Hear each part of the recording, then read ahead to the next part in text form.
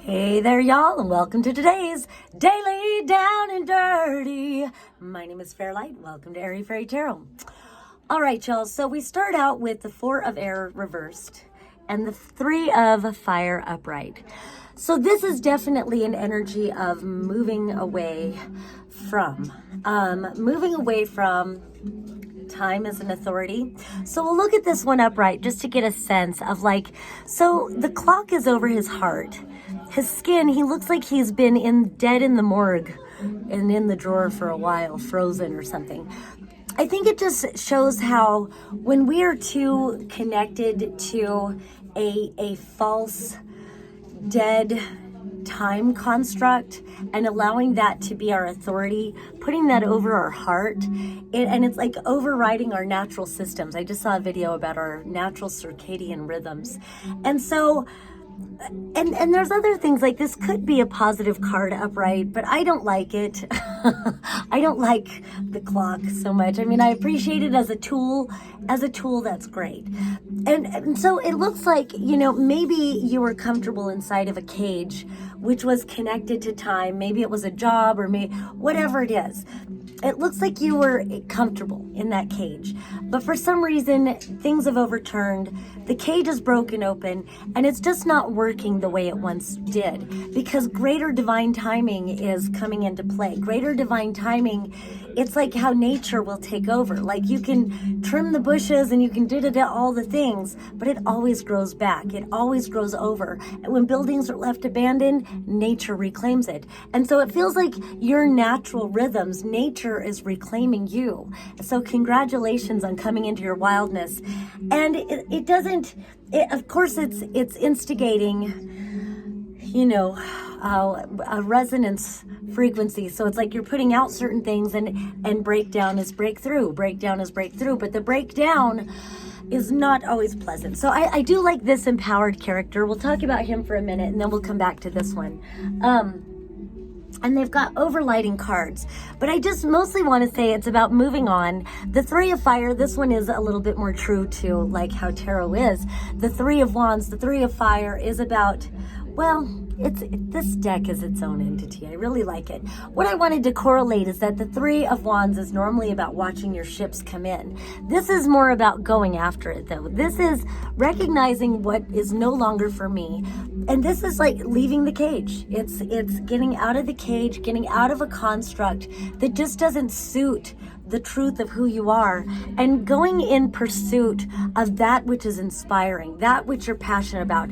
The colors on his cloak, this is sacral and base chakras. This is a stronger sense of my own self and a greater self-reliance. It feels like a greater trusting of my soul is urging me to go in pursuit of who I truly am, and I trust this. I feel safe in this because my creative urge says I must. My passions are calling me forward. So good job, like breaking free from the patriarchy. All right, so overlighting this one, there is an emotional component. And it feels like with this upright, because again, he looks dead inside, like he just was at the morgue or something. He's just dead. And so with this structured being on time and blah, blah, blah, blah, it's like such a robotic thing. Where is the emotion in this? Where is the passion? Where is the inspiration? But where is the emotion in this? So with this reversing, it feels like it's going to, open the floodgates, and maybe literally, like you may need to cry. There's probably a lot of emotion that is just flooding forth that, you've held it back, and you're just not holding it back anymore. So don't fucking hold back. Go to nature, eat some psychedelics, sit by a river, let the river help facilitate this flow, this release. Journal, definitely journal. Let it out. Do what you need to do. Walk, whatever it is. But whatever it is, just know that this is a breaking free from too much confined, just a confinement on our experience of being creative people, just our experience of being artists of life, of, maybe you're truly an artist, but whatever.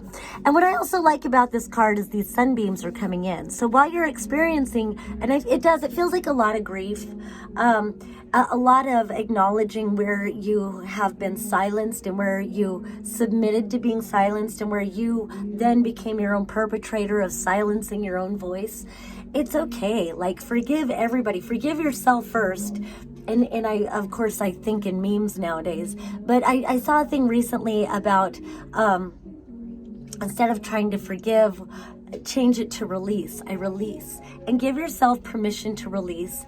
And whoever you were yesterday, not letting this release, you're not that person today. So now you are the facilitator, and be grateful for the evolution of what you're experiencing.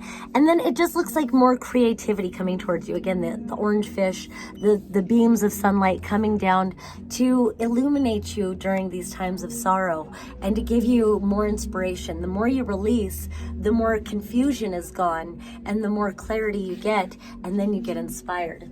And then, so finally, then overlighting this journey right here, we've got this 20 card. And I like that 20 is typically the judgment card, and it often feels like a level up.